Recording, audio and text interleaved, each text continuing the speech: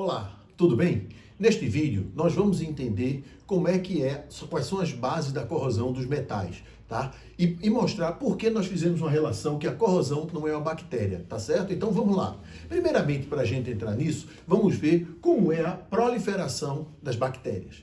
Então, claro, nós não vamos dar aula de biologia, nem vamos nos aprofundar nesse assunto. É só para a gente poder entender por que eu pensei nesse tema, corrosão não é uma bactéria. Então veja, nós temos aqui a fissão binária das bactérias. Você tem uma bactéria que ela tem um cromossomo, a membrana celular e a parede celular. Então, por um determinado método que eu não tenho aqui, não vou aqui dissecar literalmente, ela parte em dois cromossomos, depois ela se separa, cria um septo entre as duas e ocorre a separação, ou seja, aquela bactéria se transformou em duas. E assim sucessivamente. Então ela vai lá, se separa, daqui a pouco duas, e vai proliferando. Então, por que a gente botou essa proliferação da bactéria? Então, vamos lá aqui para o nosso aço do concreto armado. Então, você pega, vai lá na fábrica, na indústria, ou no armazém, vamos dizer assim, e compra o aço. Então, está aqui o aço da construção. E você vai lá, faz a sua armação, ele está aqui limpinho, todo bonito, e joga o seu concreto por cima. Beleza. Agora, será que se a gente colocar o aço já com corrosão, ou até mesmo quando a gente faz uma recuperação, se a gente deixar algum pouquinho de corrosão, será que a corrosão vai proliferar porque nós deixamos essa corrosão dentro do concreto?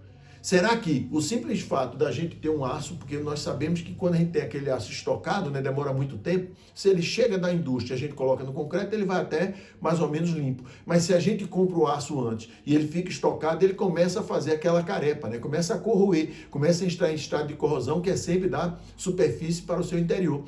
Então, será que se a gente coloca ele no concreto, ele vai corroer? Será que existe a necessidade da gente limpar esse aço? Porque senão ele vai proliferar a corrosão conforme a bactéria prolifera para fazer a divisão e criar mais bactérias.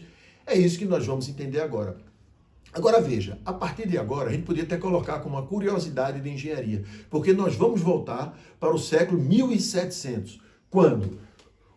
Para ver a revelação do processo da corrosão dos metais, tá?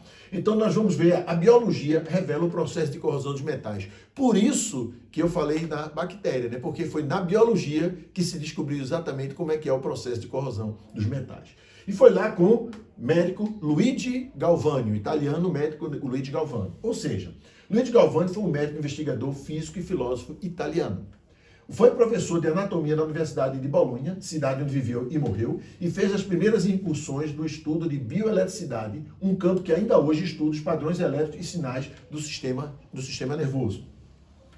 Naquela época, os pesquisadores não tinham uma área específica de trabalho e mexiam com tudo, indo do estudo da fisiologia, química e mecânica e até astronomia, ciências ocultas e alquimia.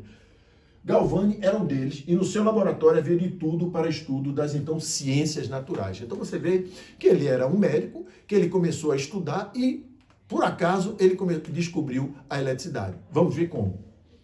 E a corrosão.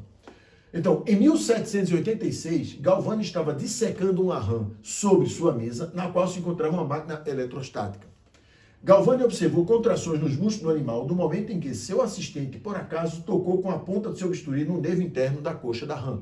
Ou seja, você tinha uma rã e quando o assistente pegou o metal e colocou lá na rã, o que aconteceu? Ela teve um movimento. Então, teve uma contração. Então, qual foi a conclusão que o Galvani tomou? Na época, Galvani achava que o estímulo era causado por um fluido vital, que depois de se associar ao que se chamava de eletricidade animal, pois acreditava-se que a eletricidade que se manifestava nos seres vivos tinha natureza diferente da eletricidade produzida por fenômenos naturais. Então veja, ele chegou a uma conclusão que a energia era da rã, tá? Então, e dos nossos corpos, né? da parte biológica. Então entra a física em cena. Então o físico Alessandro Volta viu que, não satisfeito com a conclusão de Galvani, o físico italiano Alessandro Volta realizou vários experimentos e notou que quando a placa e o fio eram constituídos do mesmo metal, as convulsões não apareciam, mostrando que não havia fluxo de eletricidade. Então, quando ele pegava o mesmo metal e tocava naqueles mesmos pontos, não tinha nenhuma deflagração de uma energia, não tinha a convulsão da perna da rã. Ele passou a defender o conceito de que a eletricidade não se originava dos músculos da rã, mas sim dos metais que os tecidos do animal é que conduziam a eletricidade. Para provar que estava correto, Volta fez um circuito formado por uma solução com íons dissolvidos, colocando em contato com dois eletrodos metálicos interligados. Neste momento, ele observou que se despertava o fluxo elétrico. Então, quando ele pegava dois metais diferentes e interligava, ele sentia um impulso elétrico. Então, o que é que ele fez? Percebeu que colocando um condutor úmido, solução aquosa salina, né? Então, se você tem um eletrólito, né, como a gente chama, entre dois condutores secos, metais ligados por um fio condutor, surgia o fluxo elétrico. Ou seja, ele pegou um metal 1, um metal 2, fez a ligação metálica e colocou no eletrólito. Ele percebeu que tinha o fluxo elétrico. E outra coisa, ele também percebeu que um dos metais entrava em estado de corrosão. Um só corroía, tá? Então, o mais eletronegativo corroía em benefício do menos eletronegativo, ou seja, o mais positivo era o cátodo e o menos, com menor eletronegatividade, né, mais eletronegativo, era o anodo. Ou seja, não é questão de mais e menos, porque nós temos, na escala de energia dos metais, nós temos vários metais com sinais negativos. Só que o mais eletronegativo sempre vai ser o anodo, ok? Volta também percebeu que, dependendo dos metais que ele utilizava, o fluxo corrente poderia ser maior ou menor. A depender da combinação dos metais que ele usava, ele percebia que tem uma maior intensidade de corrente ou uma menor, tá? Então ele fabrica a pilha voltaica, que é exatamente o sistema de pilha que nós temos hoje. Ou seja, basicamente a pilha de Volta era uma pilha de discos feitos de dois metais, ou seja, um de prata e outro de zinco. Os discos foram separados por um dos outros por pedaços de pano ou papelão embebido de água salgada, salmoura. Ou seja, ele fez com que aquela água, aquele papelão, né, com água salgada, ele baixasse a resistividade, facilitasse a troca iônica. Volta descobriu que essa pilha úmida de metais diferentes criava uma pequena corrente elétrica e essa corrente poderia ser retirada através de fios e usada em experimentos. No entanto, uma pilha poderia gerar apenas uma pequena voltagem de 1 a 2 volts, mas várias pilhas podem ser montadas lado a lado e conectadas entre si com tiras de metal para criar uma fonte de energia mais alta potência, né? Aqui nesse passador de slide nós temos duas pilhas, uma só não ia conseguir movimentar.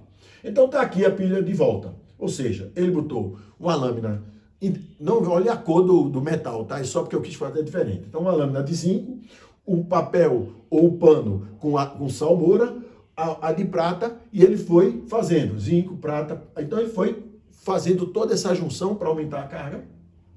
Tá? Então esse lado negativo, esse lado positivo. Então está aqui a pilha de Volta que ele fez exatamente quando ele começou a entender que metais diferentes interligados com o eletrólito faz com que, né, essa pasta salina, essa água salina no feltro, no papel ou no pano, faz com que exista uma corrente elétrica. Tá? Agora, a pilha de Volta foi a primeira bateria que podia continuamente prover corrente elétrica a um circuito. Isso foi em 1799.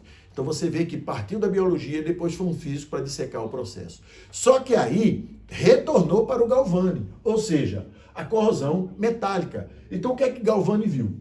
Com a colaboração de Volta, Luigi Galvani percebeu que a corrosão bimetálica é o resultado do fluxo de correntes elétricas muito pequenas entre dois metais diferentes.